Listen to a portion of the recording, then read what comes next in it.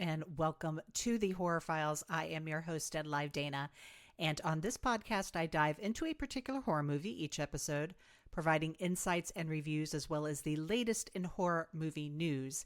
And for this episode, we travel to the fictional Moesko Island on the coast of Washington, where a VHS tape unleashes a nightmare of burning trees, women in mirrors, and an angry girl in a well who's coming for your soul in 7 days.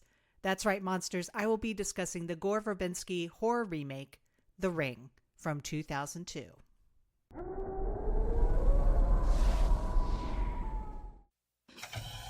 Have you heard about this videotape that kills you when you watch it?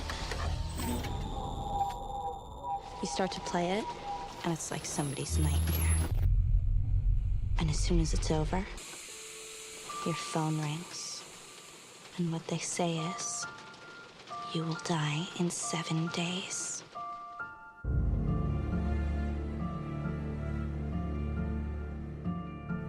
Katie told you she was gonna die. She told me. She said she didn't have enough time. Would you say that I'm gullible?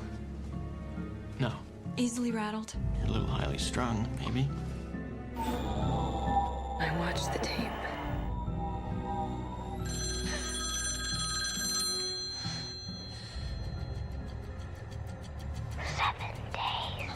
I'm not gonna get all worked up over some rumor. Oh, show it to me.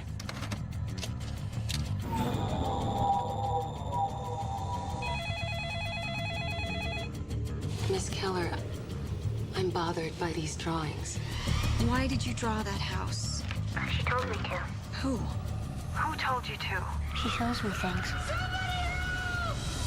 Before you die, you see the ring. The images on the tape, they're leading us somewhere. Did she show you the horses? Don't you understand, Rachel? Tell me, miss, what is it you think you know? Hello? Before you die, you see the ring. You see the ring. Everyone will suffer. You see the ring. The ring. You see the ring.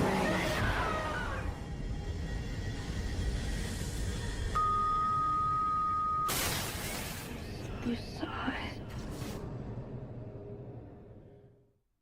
So IMDb describes the plot for The Ring as follows.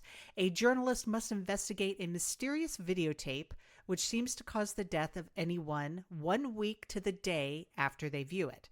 The film was written and directed by Gore Verbinski, written by Aaron Kruger, Koji Suzuki, and Hiroshi Takahashi, and stars Naomi Watts, Brian Cox, and Martin Henderson.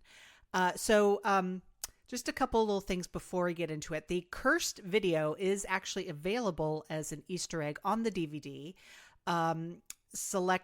If you select look here and press down, and your cursor will disappear, and then you press enter, and this has an interesting feature. Your remote control becomes disabled, and then once the video has started playing, you can't stop it, pause it, fast forward it, or return to the menu. Unless you turn off the TV, you are forced to watch the whole thing. And when it's over, the DVD returns to the menu, and then you hear a phone ring twice before you're given control over your remote again. So I thought that was kind of a cool little feature. And until Stephen King's It from 2017, this movie was the highest grossing horror remake in history, with a total worldwide gross of over $249 million. It sold more than 2 million DVD copies in the US alone in its first 24 hours of video release. So to say this was a big hit is an understatement. So without further ado, let's get into it. Please be advised, as always, there will be spoilers. So we open on two teenage girls named Katie and Becca, who are discussing an urban legend about a cursed videotape that causes whoever views it to die a week later. And that night, Katie, who actually viewed it 1 week ago with her friends, is killed by an unseen force. You can pick something, I don't care. Any idea how many electro rays are traveling through our head every second? I got a better one. Have you heard about this videotape that kills you when you watch it? What kind of tape? A tape. A regular tape. People run it, I don't know. You start to play it, and it's like somebody's nightmare. Then suddenly, this woman comes on, smiling at you, right? Seeing you through the screen. And as soon as it's over, your phone rings. Someone knows you've watched it. And what they say is, you will die in 7 days. And exactly 7 days later... Who told you that? Somebody from Rivera. Who told you? What's your problem? I've watched it. It's a story, Katie. No, me and Josh, we saw it last weekend. I thought you were with your parents. I wanted to tell you. You were with Josh all Some of his weekend? friends got this place up in the mountains. They were trying to record a football game. I guess the reception was so bad. What are you talking about? Listen to me. When we played the tape, the game wasn't there. It was... What? What was it? It was something else. We thought it was some kind of sick joke. And then the phone rang. It was a week ago. A week ago tonight. You're just trying to scare me. So at Katie's funeral, her mother, Ruth, asks her sister, Rachel, played by Naomi Watts, who was a Seattle-based journalist, to investigate her daughter's death. Rachel discovers that Katie's friends all died in bizarre accidents at the same time as Katie's death, and they all saw the tape. So Rachel decides to go visit where they stayed, called Shelter Mountain Inn, where they actually saw the tape. Hi, I was Pick a wondering- card. Any card. Go ahead. Hey, put it back. Don't let me see it.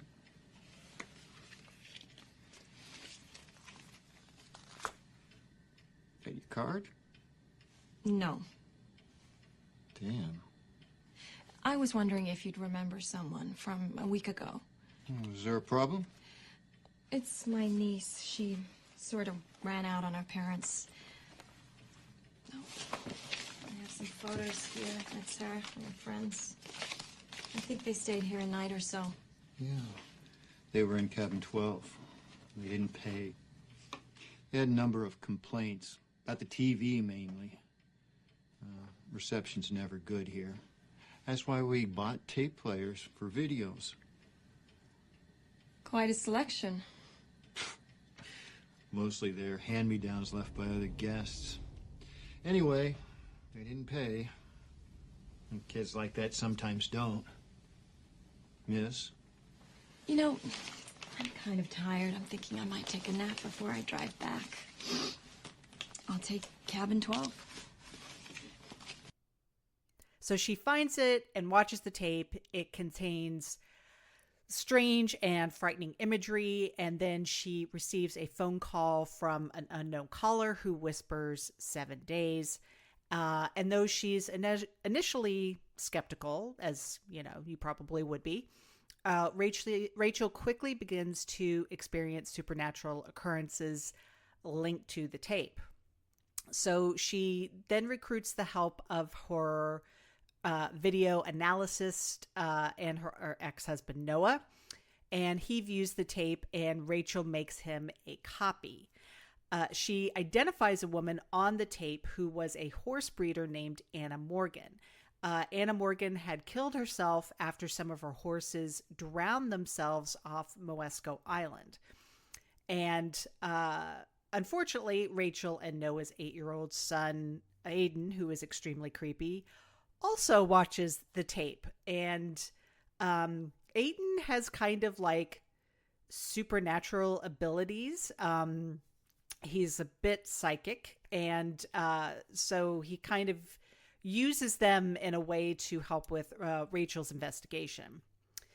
So Rachel heads for Moesko Island to speak to Anna's widower, Richard, played by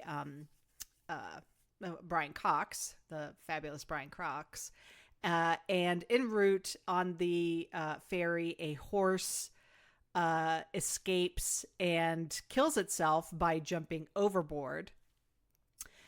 Rachel also discovers that Anna, after 4 consecutive miscarriages, had adopted a young girl named Samara, who possessed the ability to psychically etch images onto objects and into people's minds, basically tormenting her parents and their horses.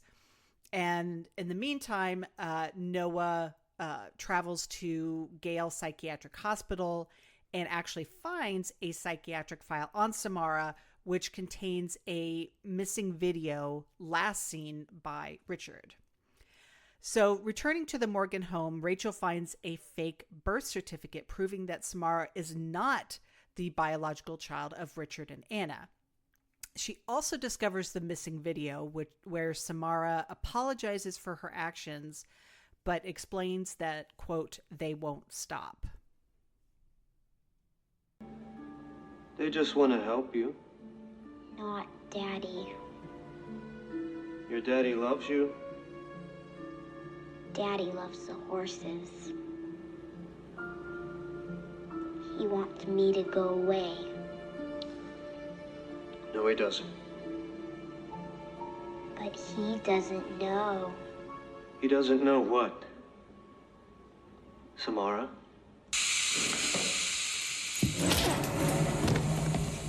She's never gonna whisper my in ear ever again.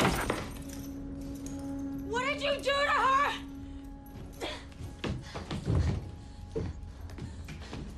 She was your daughter.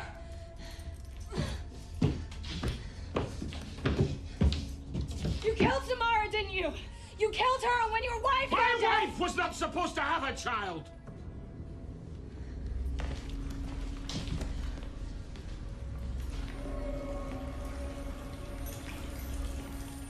Mr. Morgan. What are you doing? Whispers. You can hear them all the time at night, in your sleep. Even the damn horses. Mr. Morgan, come out of And there. those pictures. Oh, Christ. The things she's showing you. She's still showing them. And she'll never stop. You coming here proves that. Where is she? Please. I have to stop her. If I don't, my son will die. Oh, yes. He will. So Richard insists that Samara is evil and electrocutes himself in a very elaborate way by using a full bathtub and what looks like metal, like a metal bridle for a horse, and lots of electronic equipment.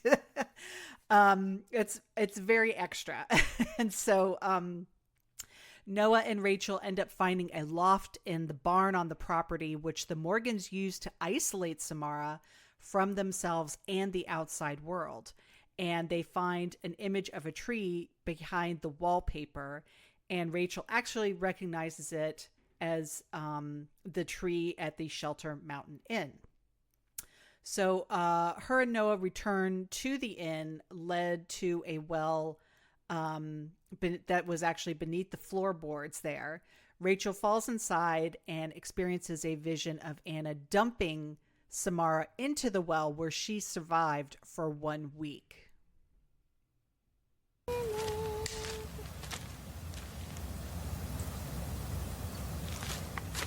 Isn't it beautiful here, Samara?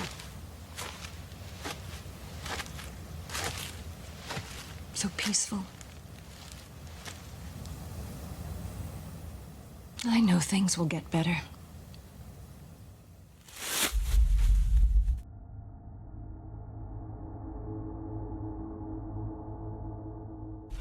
All I ever wanted was you.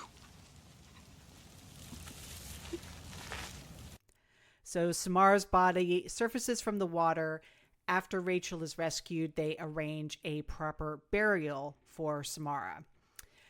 But back home, Aiden warns Rachel that it was a mistake to help Samara. And Rachel realizes that Noah's week is up, and Samara's ghost crawls out of his TV screen and kills him. And Rachel realizes that Samara's apology was actually a confession, and that she was only spared since she made a copy of the cursed video and passed it to Noah, basically fulfilling Samara's goal of killing endlessly. And she helps Aiden make a copy of the tape and refuses to answer his question on what would happen to the person who watches it. And that's how, that's The Ring. So let's get into a little bit about the filmmaking. Oh, excuse me, I'm just having some tea. So The Ring went into production without a completed script. Aaron Kruger wrote 3 drafts of the screenplay before Scott Frank came on to do an uncredited rewrite. Gore Verbinski was initially inspired to do a remake of The Ring after Walter F. Parks sent him a VHS copy of the Japanese film, which he had described as intriguing, pulp, and avant-garde. The original WGA approved credits listed Hiroshi Takahashi, who was the writer of the original 1998 screenplay for Ring, but his name is absent from the final print. Several high-profile actresses were offered the lead role, including Gwyneth Paltrow, Jennifer Connelly, and Kate Beckinsale.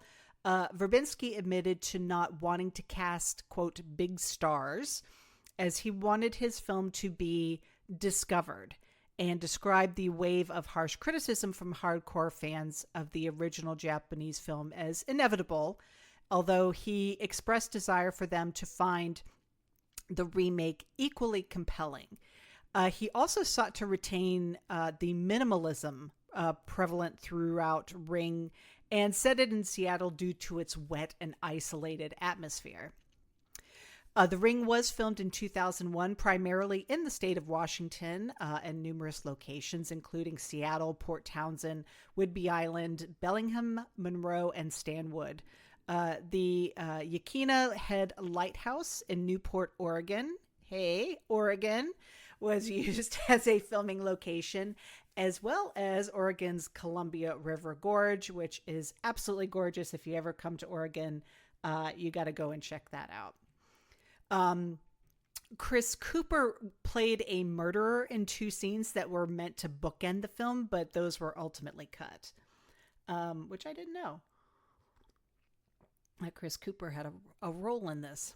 The cinematographer Bojan Bazeli used soft lighting and a gray, blue, green color. This was shot on film. The production is unusual for achieving its color correction in camera using 81 EF and one of 2 green filters, thereby committing to its visual style early rather than relying on digital grading during post-production. The soft lighting was achieved by diffusing the fill sources enough to match the natural lighting through the use of up to 3 layers of shades, HMIs, and CTB, and set up to create as little shadow as possible to, quote, subconsciously alter the viewer's sense of perception and add a heightened sense of ambiguity.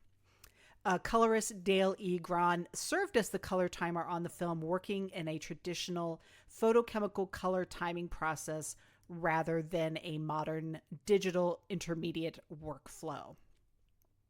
As with the original Japanese film Ring, the title of The Ring can be interpreted as referring to the phone call, which warns those who watch the cursed tape that they'll die in 7 days, as well as the view of the ring of light seen from the bottom of the well where Samara was left to die. The Ring features an original score composed and arranged by Hans Zimmer, who later collaborated on Verbinski, other works of his. and the soundtrack release did not coincide with the original 2002 theatrical run. It was released in 2005, accompanying The Ring's 2005 sequel in an album that combined music from both the first and second film. The soundtrack contains a few themes associated with the characters, moods, and locations, including multiple uses of the Dies Irae theme. The score makes use of string instruments, pianos, and synthesizers. To advertise The Ring, many promotional websites were formed featuring characters and places in the film. The video from the cursed videotape was played in late-night programming over the summer of 2002 without any reference to the film. Physical VHS copies were also randomly distributed outside of movie theaters by placing the tapes on the window shields of people's cars. That would be pretty interesting to get on your car for sure. The Ring opened theatrically on October 18, 2002 in the United States on 1,981 screens and grossed $15 million during its opening weekend. It went on to become a sleeper hit, leading DreamWorks to expand its release to 700 additional theaters. It ultimately grossed $129.1 million in the United States. In Japan, it earned $8.3 million in the first 2 weeks of its release. Worldwide, The Ring grossed a total of $249.3 million. On Ebert and Roper, Richard Roper gave it a thumbs up and said it was, quote, very gripping and scary despite some minor unanswered questions. Roger Ebert gave the film thumbs down and felt that it was, quote, boring and borderline ridiculous. He also disliked the extended, detailed ending. Jeremy Conrad from IGN praised The Ring for its atmospheric setup and cinematography and said that, quote, there are disturbing images, but the film doesn't really rely on gore to deliver the scares. Film Threat's Jim Agnew called it dark, disturbing, and original. Despite the praise given to the direction, some criticized the lack of character development. Jonathan Rosenbaum from the Chicago Reader said that The Ring was, quote, an utter waste of Watts, perhaps because the script didn't bother to give her a character. Whereas William Arnold from the Seattle Post-Intelligencer disagreed, saying she projects intelligence, determination, and resourcefulness. Several critics like the Miami Herald's Renee Rodriguez and USA Today's Claudia Puig thought The Ring did not make sense despite its explanations. The film won 2 Saturn Awards in 2002, one for Best Horror Movie and Best Actress for Naomi Watts. It also won a 2003 MTV Movie Award for Best Villain for Davina Chase, who played Samara, as well as Best Horror Movie at the 2003 Teen Choice Awards.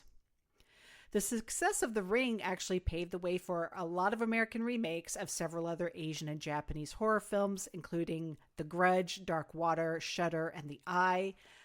In the 2000s, The Ring ranked number 20 on the cable channel Bravo's list of the 100 scariest movie moments. Bloody Disgusting ranked at 6th in their list of the top 20 horror films of the decade, with the article saying that, quote, The Ring was not only the first American J-horror remake out of the gate, it also still stands as the best. A sequel titled The Ring 2 was released in March 18th, 2005. A short film titled Rings was also released in 2005 and is set between The Ring and The Ring 2. A third installment, also titled Rings, not too confusing, was released on February 3rd, 2017. And yes, I have seen all of them now. The Metacritic score is 57. Rotten Tomatoes score is 72%, and the Letterboxd rating is 3.3 out of 5. My personal rating for The Ring is, I would have to give it probably a 6.5 out of 10. And excuse me, that may seem a little bit harsh. I don't know, but I feel like it's fair because, it does have the odd thematic wobble, but I will say that Verbinski's execution builds from a wonderfully tense, although undeniably kind of, it's Scream inspired. But I will say that that opening scene was also in the original, so I will give him leeway on that. But it does make the kind of final reveal very much worth the wait. And I think that, Naomi Watts does a great job as with the character that she's given. Granted, there's not a lot of meat on the bones in terms of her character. I think she's kind of an interesting... she's interesting in the fact that she's kind of not what would be a typical mom, I guess, in a horror movie. She has to reteam with her ex. She's extremely focused on these, supernatural kind of goings-ons. And some would say is rather negligent of her son, of her very weird, creepy son. So yeah, she's not, you can tell she loves her son, but he calls her Rachel, which is, also kind of odd. And, their relationship is a very different one than one you would maybe see like with a mother and child in a normal movie, even for like a normal horror movie. Which I think is kind of interesting. She is work focused. She doesn't always, she's not a perfect mom, and she's obviously like having a struggle by herself and having to work full time and, trying to raise this weirdo kid, and, it's not easy. But I think she does well with it. And, I think, some of, Kruger's tinkerings with the screenplay, the horse on the ferry bit, kind of helped to zip things along pretty well. But then other bits like the introduction of like Brian Cox's character, I mean, it's kind of, it's sort of like, did Brian Cox need to be in it? I mean, I will never refuse seeing Brian Cox in a film. I think he is fantastic, but he doesn't really have a ton to do with it, other than like they kind of like isolated her and were like, it seems like kind of psychologically evaluating her too. But I think Kruger's task must have been a tough gig, because for starters, the fact remains that transferring a Japanese urban legend to a modern day setting in a United States culture can be really tricky, because age-old mythology is, after all, more believable coming from sort of this rich historical tapestry of Japanese culture. And similarly, sending his heroine on a quest that adds at least 2 unnecessary locations and 4 bit parts to the fantastically lean Japanese version kind of drags out a running time that can at times kind of threaten to spiral out of control. It's but I mean, all this aside, I think Verbinski and the whole crew had a really terrific template from which to kind of work. And so I think that it's kind of little wonder that the result is a horror remake that kind of shows people how it should be done. And I think one of the things that I do really like about the remake is that I love the original is still my favorite version. Um, but, you know, there's, I remember seeing this film when it came out in 2002. And gosh, yeah, that's 24 years ago. Oh my gosh.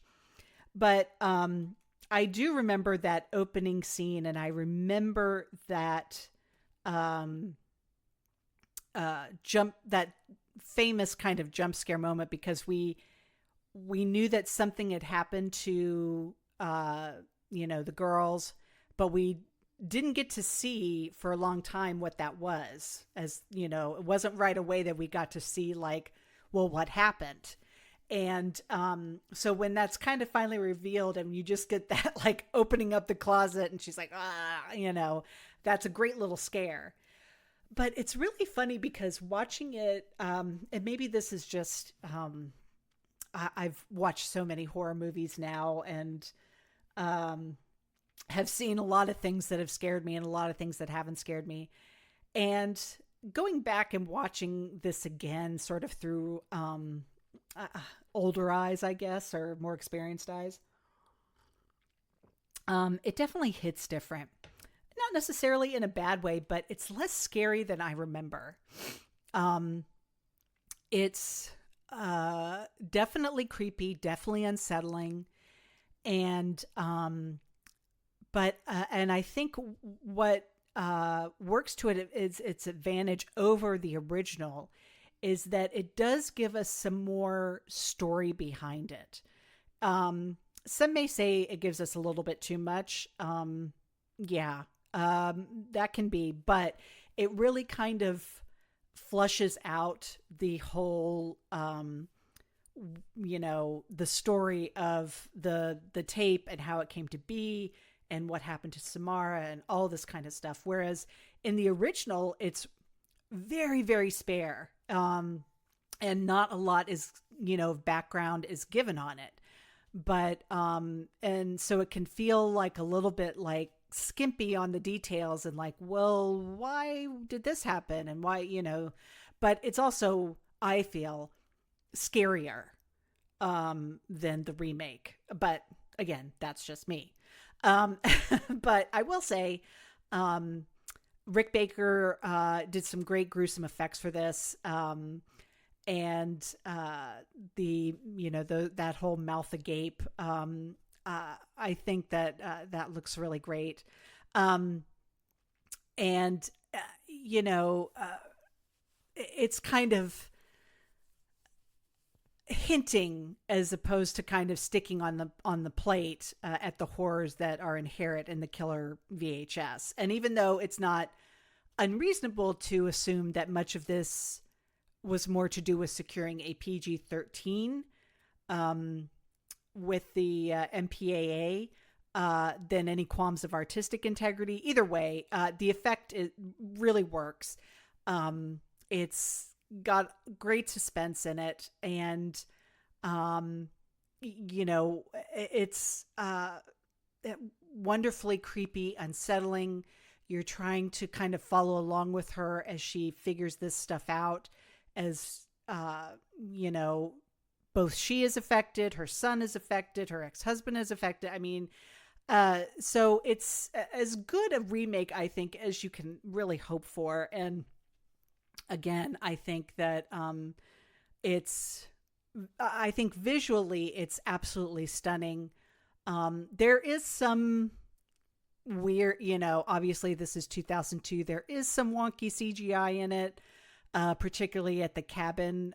There's some moments like looking out the window of the cabin and stuff that was kind of like, ooh, okay.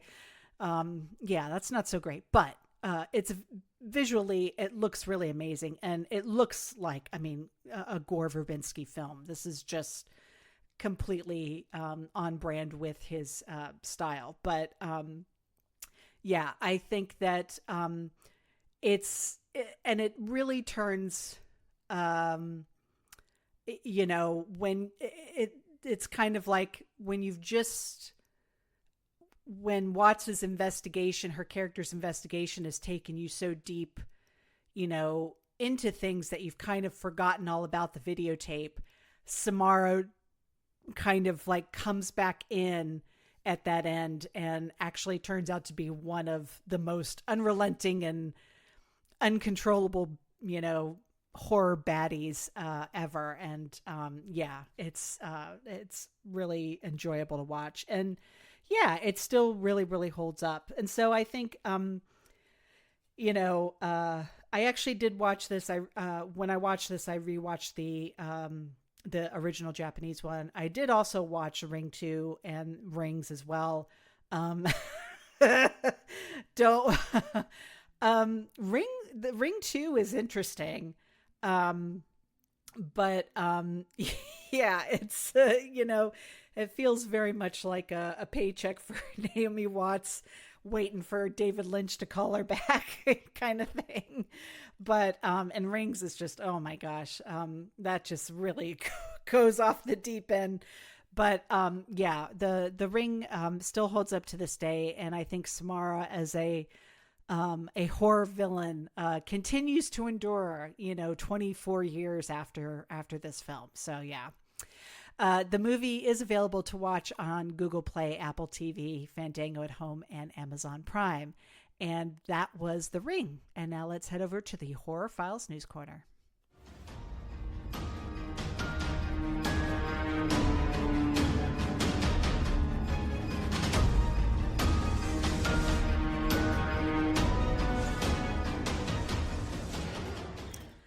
So, some sad news this week. Bruce Campbell has announced that he has been diagnosed with a, quote, treatable form of cancer, and will be putting his appearances and work on hold while he undergoes treatment. The 67-year-old horror icon shared a statement on social media this past week saying, quote, "These days, when someone is having a health issue, it's referred to as an opportunity. So let's go with that. I'm having one of those.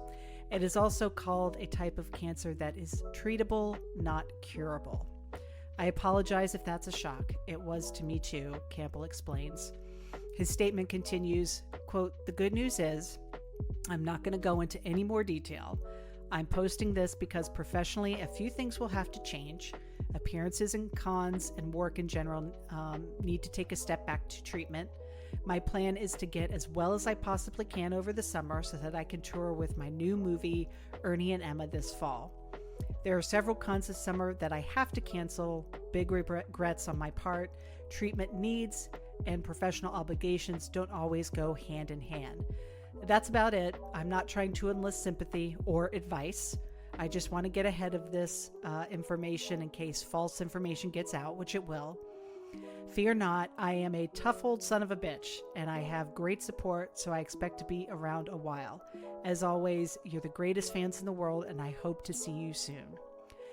Bruce Campbell recently wrote, directed, produced, and stars in the heartfelt comedy Ernie and Emma, which premiered on Valentine's Day and will next screen at the Hollywood Theater in Portland, Oregon on April 4th. So get your tickets as soon as you can. The Evil Dead legend is also an executive producer on the upcoming Evil Dead Burn in theaters July 24th and Evil Dead Wrath expected out in 2027. And yeah, hail to the king. We all wish him the best, and absolutely, yeah, put his treatment above anything else. Put your health and your well-being above anything else. And we definitely wish him well and wish him positive progress. So after a decade in development hell, Nicholas Winding Refn's Drive, The Neon Demon, his remake of Maniac Cop may finally be ready to protect and serve. Original Maniac Cop director William Lustig said, quote, "Nick has it as his next project that will shoot in the fall." Lustig will also be executive producing the remake, and first conceived as a feature, then reworked as a series for HBO. The new take on the 1988 slasher is once again set up as a feature.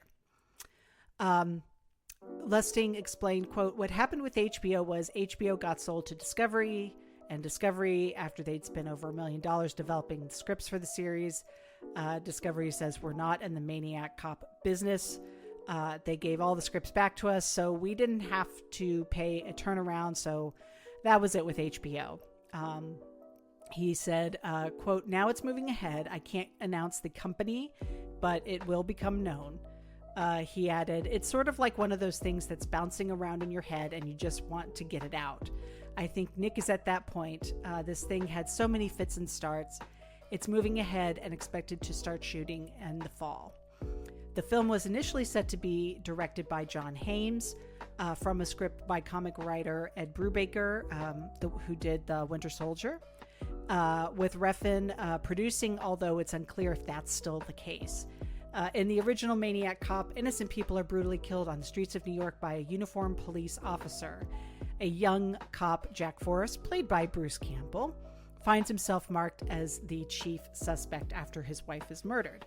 As Lieutenant Frank McRae, played by Tom Atkins, investigates, the death toll rises and he suspects a mysterious police cover-up. The Maniac Cop himself, Robert Zitar, must be stopped, but it might not be so easy.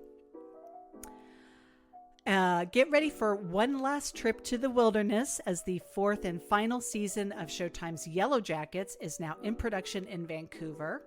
Creators Ashley Lyle and Bart Nickerson announced the series' conclusion in a statement in October, writing, quote, "After 3 incredible seasons and great consideration, we're excited to announce that we will be bringing the story of Yellowjackets to its twisted conclusion in this 4th and final season." They teased, quote, "We can't wait to share the final chapter with you and hope you find it delicious." Premiering in 2021, the show chronicles the descent of a high school soccer team whose plane crashes deep in the remote wilderness in 1996, as well as the lives they've attempted to piece back together nearly 25 years later. Sophie Nalesi, Jasmine Savoy Brown, Samantha Hanratty, Sophie Thatcher, Courtney Eaton, Liv Hewen, and Nia Sandaya lead the past timeline, while the present timeline stars Melanie Leninsky, Tawny Cypress, Christina Ricci, Simone Kessel, Warren Cole, Sarah Desjardins, and Elijah Wood. Molly Ringwald and June Squibb are joining the cast in season 4, which is targeting a late 2026 premiere. Season 3 saw the Yellowjackets face a fragile victory. The brutal winter that nearly claimed them is finally behind them, but distrust in leadership and tension within the team jeopardize their chances of being rescued.